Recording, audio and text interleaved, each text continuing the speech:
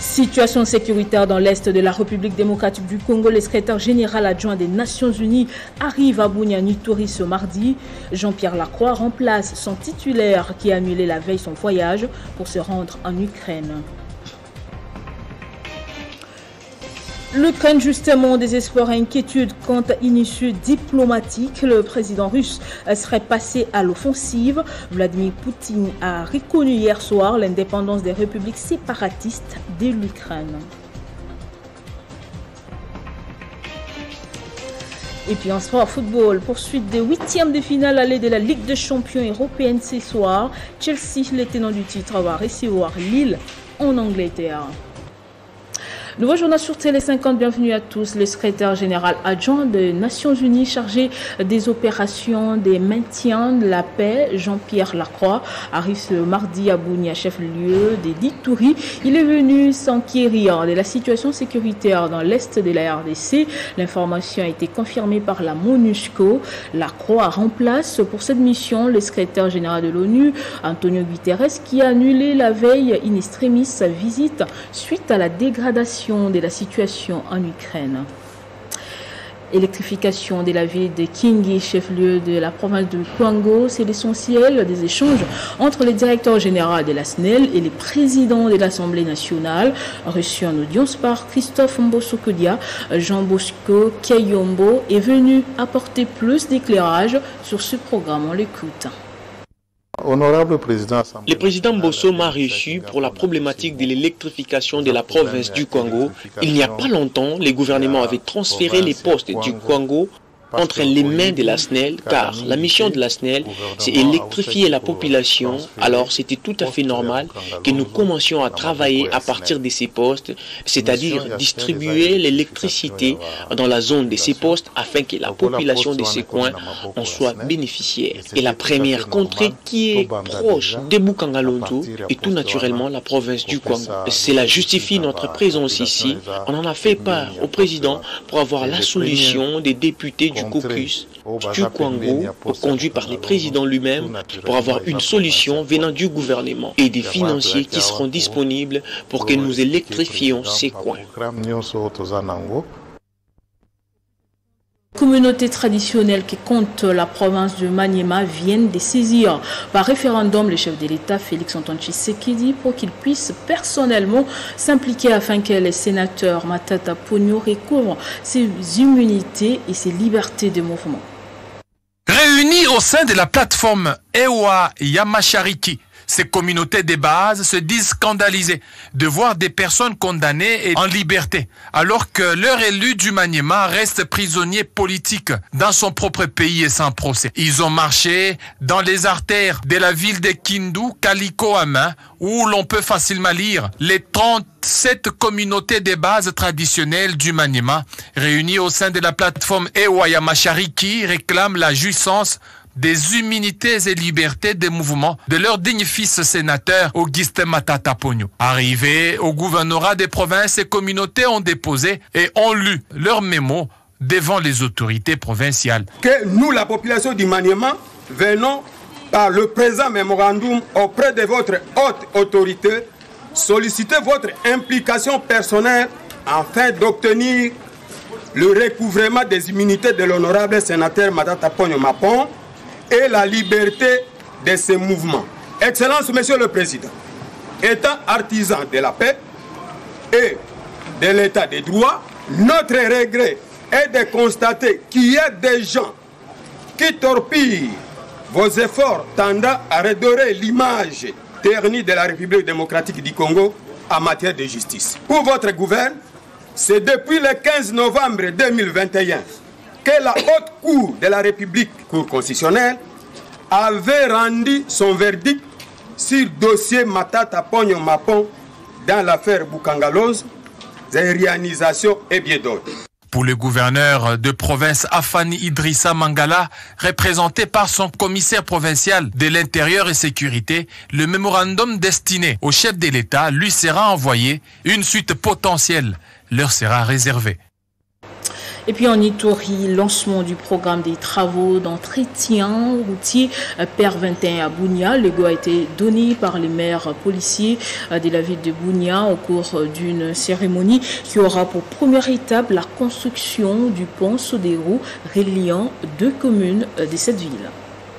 Il s'agit bel et bien du lancement des travaux du programme d'entretien routier PER 2021 par l'Office de voirie et drainage OVD Ituri. Dans une cérémonie officielle, le maire de la ville de Bunia, représentant les gouverneurs militaires, a posé la première pierre de la construction du pont Sodero qui va relier la commune Chari à la commune Bunia. Grâce à l'OVD, à travers les gouvernements provinciaux de l'Ituri, un gigantesque ouvrage sera construit dans cet endroit pendant une durée de 3 mois, précise le directeur général de l'OVD Ituri.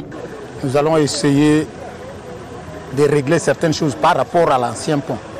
L'ancien pont était étroit, mais celui-ci aura une largeur même de 8 mètres, avec une portée d'à peu près 5 mètres, ce qui n'était pas le cas. Au milieu, je dis, il y aura une pile. Pile, c'est le poteau qui va soutenir le pont au milieu, de part et d'autre. Pour les habitants de ces deux communes, la construction de ces ponts vient répondre à un besoin réel et urgent, de quoi remercier les autorités en place. Ces ponts nous permettaient de nous relier facilement de notre coin vers le marché. Ça favorisait également le climat des affaires, mais aussi ça privilégiait aussi les relations entre communautés.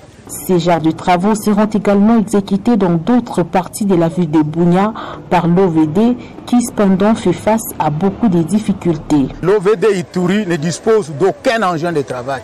Nous n'avons pas un bulldozer, nous n'avons pas une niveleuse, nous n'avons pas un poclin, nous n'avons pas même un camion citerne. Vous verrez que les endroits où nous avons travaillé là-bas sur le boulevard, il y a des poussières parce que nous n'avons pas un camion citerne pour pouvoir aller arroser là-bas. Nous n'avons rien. Signalant que ces travaux sont financés par le Fonds national d'entretien routier, FONER en sigle.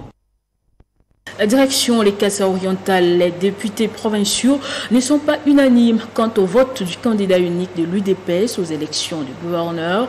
Mathias Kabeya est l'homme situationnel pour les uns et pour les autres. C'est un candidat boutiqué par des cabinets à Kinshasa. Après les votes primaires du candidat unique aux élections de gouverneurs pour la province du Kasaï-Oriental, des réactions n'ont pas tardé au sein même des grands électeurs qui sont notamment les députés provinciaux. Pour le député provincial Yves Mwamba, Mathias Kabeya Machi Abidi est le candidat du parti et il incarne la vision du chef de l'État. L'ancien président de l'Assemblée provinciale pense qu'aucun candidat de l'UDPS ne devra se présenter à ces élections en dehors de celui voté par la commission électorale du parti. Je vois d'abord un homme compétent, qui peut relever les défis, les difficultés de la province. Ça, c'est un élément de détail. Je reconnais personnellement un homme consciencieux, un homme compétent, un homme coopératif, et c'est sans cela qui répond à ce qu'il est. Je préfère les soutenir en tant que député provincial. Pour sa part, le député provincial Bavon Mbouyi, lui aussi élu de l'UDPS, Mathias Kabeya, est le candidat imposé par des cabinets à Kinshasa sans avoir l'avis des grands électeurs. Bavon Mbouyi affirme encourager ceux qui viennent en indépendant car le moment venu, les députés provinciaux devront s'assumer. Je pense que c'est un candidat sélectionné par la CEP à l'intérieur du parti. Ce n'est pas un candidat de députés provinciaux qui sont les grands électeurs. Mais c'est dire qu'on a choisi un candidat, on va imposer aux députés, ça ne nous concerne pas. Nicolas Mia, membre du mouvement Lutte pour les changements Lucha, salue les efforts démocratiques démontrés par le parti au pouvoir. Pour lui, le candidat de l'UDPS voté aux primaires devra répondre aux critères des compétences, capable de mener les plaidoyers et faire face aux priorités sociales de la province. Il faut l'avouer, c'est quelque chose d'inédit. C'est déjà salutaire le fait qu'un parti politique regroupe ses organes à l'interne pour sortir un candidat qui va concourir au nom du parti. Mais cela n'est pas suffisant parce qu'il faudrait encore essayer d'aller au-delà et comprendre si ces candidats étaient choisis sur base des critères d'objectivité. Mathias Kabeya Machi Abidi a été voté aux élections primaires à Kinshasa. Entre-temps, des candidats membres de l'UDPS se sont décidés d'aller en indépendant pour les élections de gouverneurs et vice-gouverneurs au Kasaï-Oriental le 6 avril prochain. Retour dans la capitale, dans le but d'une base de données pour Kinshasa, le gouverneur de la ville a lancé le projet de contrat de bail numérique entre propriétaires et locataires. Des équipes déjà formées seront larguées d'abord par la Gobé qui va servir des communes pilotes pour cette opération. Et c'est la première fois qu'il sera fait en Afrique. Le projet consiste à constituer une base de données permettant aux services fiscaux et financiers de la ville de Kinshasa d'avoir en temps réel ce que le contribuable a payé. Ceci va limiter le phénomène de coulage de recettes, a fait savoir le gouverneur Jantini Ngobila. Dans la pratique, la société OCAB qui a arraché ce marché va doter la ville du matériel et logiciels nécessaires qui aideront les services d'habitat de 24 communes à enregistrer par voie numérique les contrats de bail ou les livrets de bail selon le cas. Dans la ville de Kinshasa, les assujettis à l'impôt sur le revenu locatif et l'impôt foncier sont nombreux, mais la plupart échappent au paiement de cet impôt qui est une obligation légale dont doit s'acquitter chaque bailleur, c'est du civisme fiscal. Dans le souci de répondre à l'impératif de maximisation des recettes, l'exécutif provincial de Kinshasa a accepté l'offre de la société OCAB RDC d'accompagner la ville dans la réalisation de cet objectif par la numérisation des contrats de bail. Face à l'impératif de maximiser ses recettes pour se doter des moyens de son développement, Kinshasa s'en va en campagne pour identifier et enregistrer les locataires et bailleurs en se servant de nouvelles technologies de l'information par l'utilisation des logiciels adaptés que son partenaire OCAB met à sa disposition. Une province d'opportunités, mais sans la présence remarquable des investisseurs. Pourquoi ces contrastes? Le député national Olive Moudeguereza fait un état de lieu et profite de l'occasion pour encourager le chef de l'État à rechercher plus d'investisseurs pour booster l'économie du pays en général et du Sud Kivu en particulier. Et on encourage nos présidents d'attirer plus les investisseurs. Vous savez, on ne peut pas développer un pays sans investissement. Et c'est comme on dit, le gouvernement crée un environnement, un climat sain, un environnement sain, et les opérateurs économiques créent la richesse.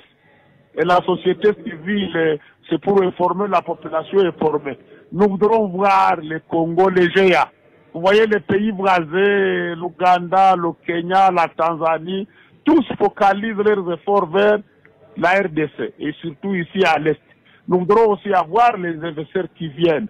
Et le Congo, ce n'est pas seulement Kinshasa. Il faut que même à l'avenir, les chefs de l'État amènent ses collègues, ses homologues au Katanga, au Kivu. Nous avons beaucoup d'opportunités. Je peux vous rassurer et vous confirmer que même le Sud Kivu a plus de richesses en RDC que les autres provinces. Parce que nous avons l'or, nous avons une partie des diamants, nous avons la castérite, nous avons le colta, nous avons le café, nous avons du thé, nous avons du quinquina, nous avons les meilleures fleurs au monde. Vous savez, le Kenya, le fleur rose, c'est comme une mine d'or chez eux. Mais ici, nous avons plus que... nous avons tous les produits agricoles. Qu'est-ce qu'on n'en a pas au Sud Kivu? Mais il nous faut une paix, d'accord? Et je sais que le gouvernement fait beaucoup d'efforts, mais il faut aussi avoir des investisseurs. Aujourd'hui, on discute la question des Chinois qui exploitent des minéraux de l'or. Mais on voudrait faire les Chinois devenir les meilleurs investisseurs comme les Turcs.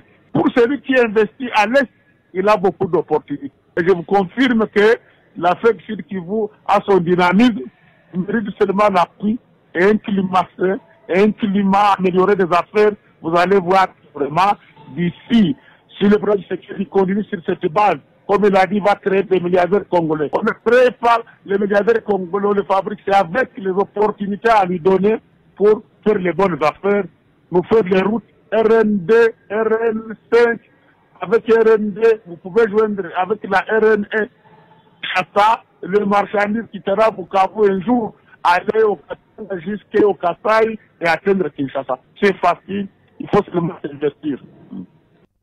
Et sur le continent, les Caire et Khartoum ont condamné la célébration par Addis Abeba du début de la production hydroélectrique du barrage de la Renaissance situé sur les Nils Bleus, principale source d'eau de l'Égypte. Pour le voisin de l'Éthiopie, il s'agit d'une provocation délibéré.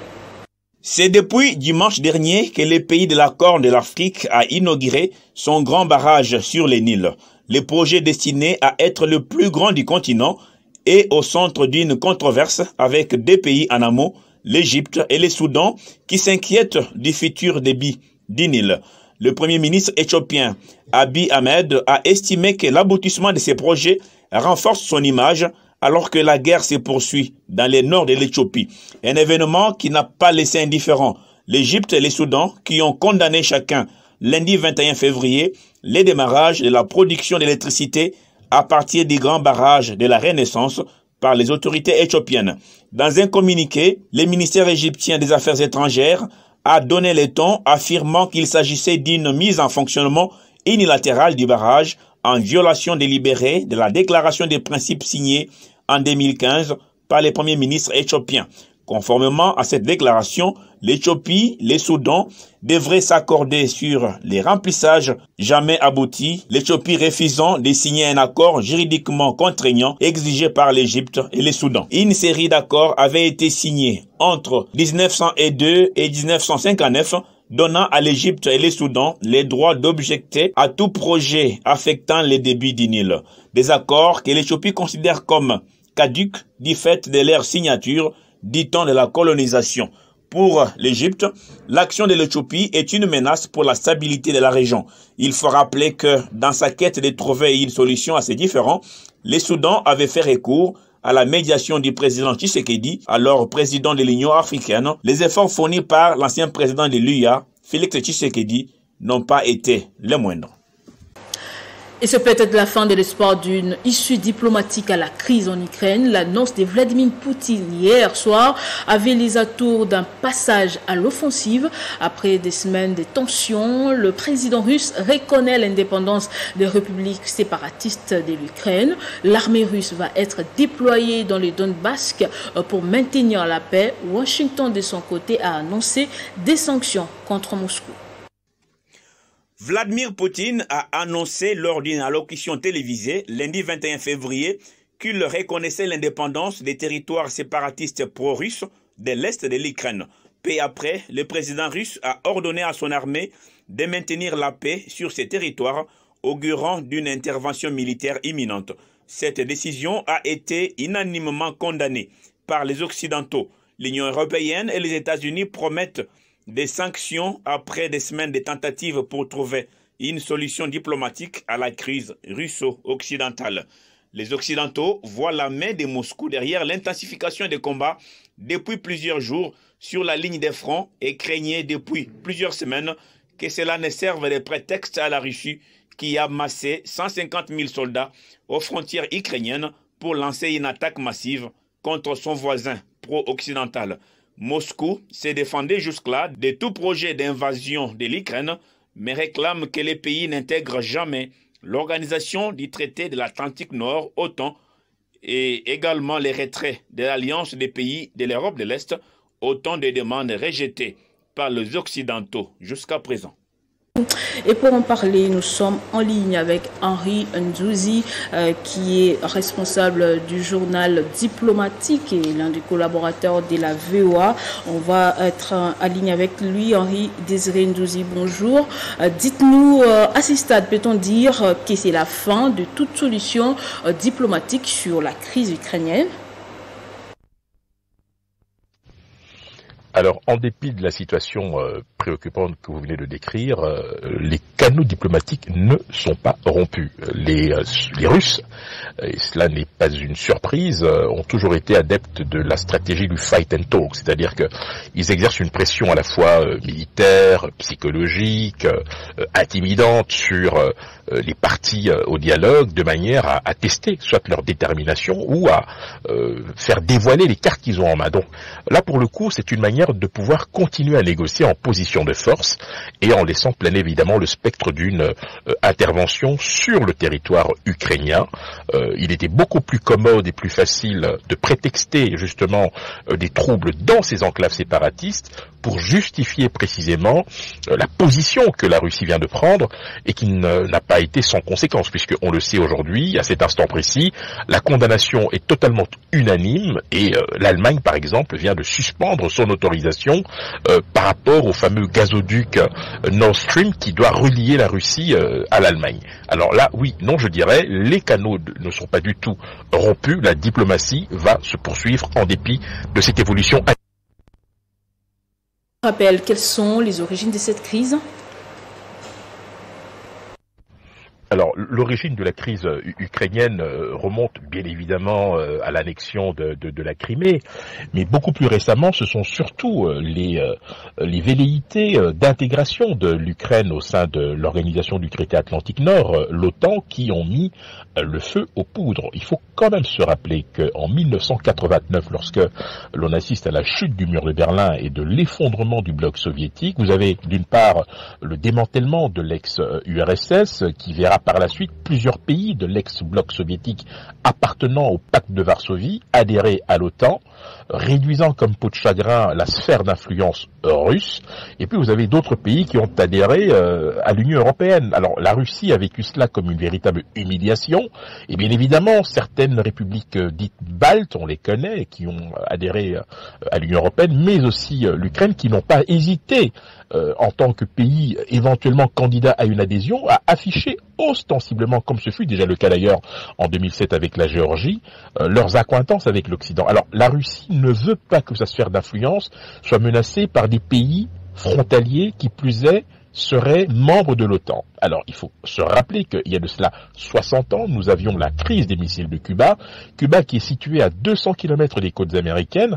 Les Russes, les Soviétiques de l'époque, dans le cadre d'un accord de coopération militaire, avaient installé une base de missiles, ce qui a mis évidemment le feu aux poudres à l'époque, puisque nous avions frôlé de très très peu la Troisième Guerre mondiale. Alors ce démantèlement des Soviétiques à l'époque a été obtenu en échange de l'engagement des Américains de ne pas installer de base de missiles en Turquie déjà à l'époque. Ici, c'est tout à fait différent, puisque vous avez effectivement un pays frontalier qui donc, stratégiquement du point de vue sécuritaire, est une menace pour la Russie dès lors que ce pays accepterait d'intégrer ou intégrerait l'OTAN et qui, par conséquent, serait en capacité de menacer directement les intérêts vitaux de la Russie. Ce qui explique d'ailleurs, la détermination de Vladimir Poutine à empêcher cela. Il faut se rappeler que après la Seconde Guerre mondiale, l'expression finlandisation était devenue en vogue parce qu'en fait, cette expression renvoie à une notion qui consiste à ce que un pays frontalier à un autre ne puisse pas tisser des alliances qui soient de nature à menacer les intérêts vitaux de cet autre pays. En l'occurrence, la Finlande n'a jamais eu l'autorisation d'intégrer l'OTAN. De la même manière que certains diplomates pourraient envisager effectivement une forme d'ukrainisation pour précisément éviter que ce pays, une fois intégré dans l'OTAN, puisse, du point de vue russe évidemment, Désiré Ndouzi, merci. Je rappelle que vous êtes producteur associé du journal diplomatique et contributeur à la VOA. On va parler sport à présent. Football Ligue de champions de l'UEFA. 2 matchs sont à suivre ce soir pour la suite des 8e de finale aller de cette compétition. En Angleterre, Chelsea, tenant du titre, accordera son hospitalité à Lille sous le coup des 21h. À la même heure, vous allez suivre Villarreal qui va affronter la Juventus de Turin. Les avant-papiers de ces 2 matchs, c'est dans ces commentaires de Christian Vokaya. Le Bianconeri et le sous-marin jaune s'affrontent ce soir pour le compte de 8e de finale aller au stade de la Céramique, un match qui s'annonce équilibré. Malgré un début de saison délicat, la vieille dame de la Juventus de Turin a posé ses valises en Espagne avec une seule mission, remporter le match aller avant d'achever les travaux à domicile. Une mission difficile mais pas impossible pour les hommes de Massimiliano Allegri, accrochés vendredi par Torino. En Série A, le sous-marin jaune par contre aborderont cette rencontre avec un moral au zénith après avoir laminé Grenade samedi en Liga, un match bien que ça reste 2 compétitions différentes. À la même heure à Stamford Bridge, le Blues de Chelsea accorderont leur hospitalité aux Dogs de Lille dans un match où Chelsea part largement favori. Malgré cette supériorité avant la lettre, les hommes de Thomas Tuchel devront corriger quelques failles sur le plan offensif pour confirmer le pronostic. Nous devons accepter que nous sommes pour le moment dans une phase où les choses nous semblent parfois laborieuses et plus compliquées qu'à d'autres périodes, a lâché le technicien allemand après le match contre Crystal Palace, gagné difficilement par Chelsea sur le score étriqué d'1-0. Tuchel espère tout de même que Chelsea fera une bonne opération ce soir face à Lille. Le champion de France en titre ne viendra non plus en victime expiatoire, bien qu'il peine à retrouver ses performances en Ligue 1 française. Les Lillois qui ont réussi à finir en tête du groupe G dans cette Ligue des Champions veulent surtout jouer le rôle d'un ver dans le fruit face à Chelsea pour tenter de se qualifier en quart de finale. Chelsea-Lille, Villarreal-Juventus, le rendez-vous est pris pour ce soir. Et en basketball sur fauteuil, après avoir arraché la 3e place à Addis Abeba aux éliminatoires de la Coupe du Monde de Dubaï, les léopards seniors de la RDC ont été reçus ce lundi à la Cité de l'Union africaine par les présidents de la République Félix-Antoine Tshisekedi, en présence du Premier ministre, du ministre des Finances et du ministre des Sports Serge Kondé-Chembo. Une forte délégation conduite par le président de la FECOBAF, GG Kizubanata. Et juste après cette réception, ces U23 ont pris leur avion hier soir pour l'Afrique du Sud, où ils vont participer à la 2e fenêtre des éliminatoires de la Coupe du Monde. Le président de la République leur a promis une prime s'ils arrivent au podium. Et ce journal est terminé. Place au rappel des titres. Situation sécuritaire dans l'est de la République démocratique du Congo. Le secrétaire général adjoint des Nations Unies arrive à Bunyani-Touri ce mardi. Jean-Pierre Lacroix remplace son titulaire qui a annulé la veille son voyage pour se rendre en Ukraine. Et justement, on a parlé des Lucains dans ce journal. Désespoir, inquiétude quant à une issue diplomatique. Le président russe serait passé à l'offensive. Vladimir Poutine a reconnu hier soir l'indépendance des républiques séparatistes de l'Ukraine. Et en sport, football, poursuite des 8e de finale allée de la Ligue des champions européenne ce soir. Chelsea, le tenant du titre, va recevoir Lille en Angleterre. Restez avec nous tout de suite, c'est la revue de presse.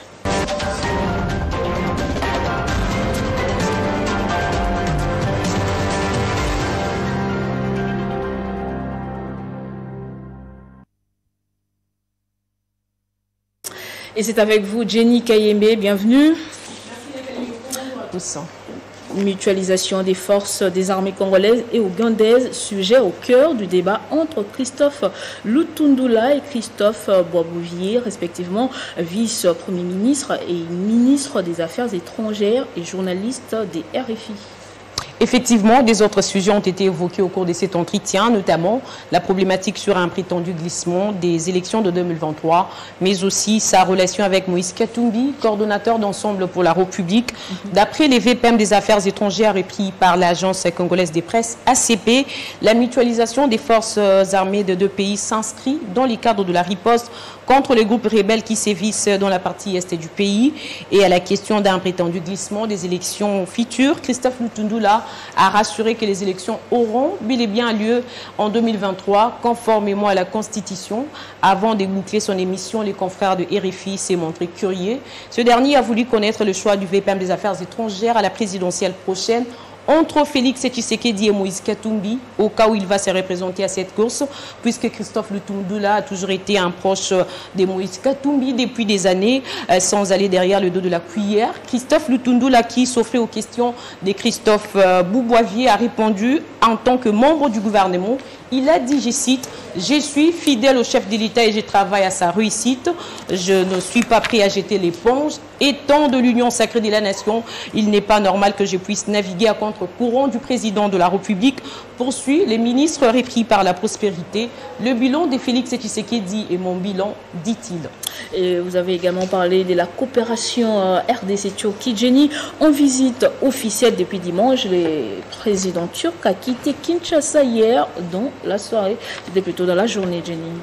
Exactement. Cette visite a permis aux deux chefs d'État de renforcer la coopération bilatérale entre les deux pays avec la signature des accords aussi de discuter autour des questions régionales et internationales, rapporte l'agence congolaise des presses ACP, abordant dans le même sens Forum des As, note RDC, Turquie. 7 accords de coopération ont été signés. D'après les confrères, les séjours des Recep Tayyip a produit ses effets, notamment dans les domaines sécuritaires et économiques, selon une dépêche de la presse présidentielle reprise par Forum des As.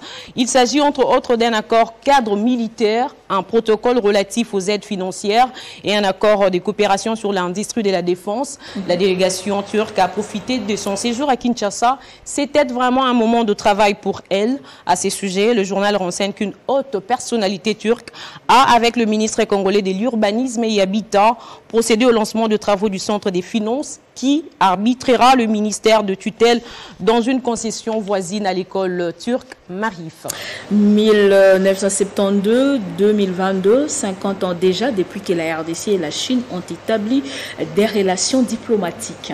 Tout à fait, c'est déjà un demi-siècle. D'après le docteur Roger Le Congo, cité par la prospérité, les grands progrès ont été réalisés dans le cadre de leur accord. Cela grâce à une coopération approfondie entre eux dans plusieurs domaines, notamment culturels, scientifiques, technologiques et économiques.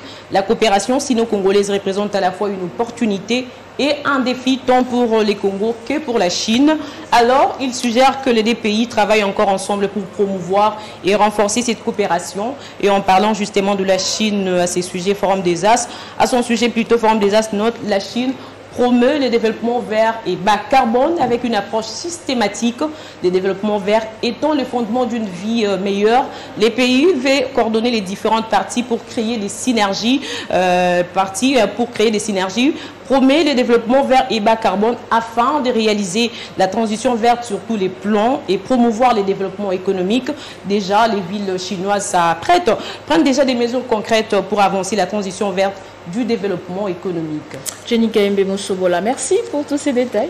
Merci à vous autant. Merci également à vous de nous avoir suivis de partout. La formation reste en continu et à temps réel sur votre télévision.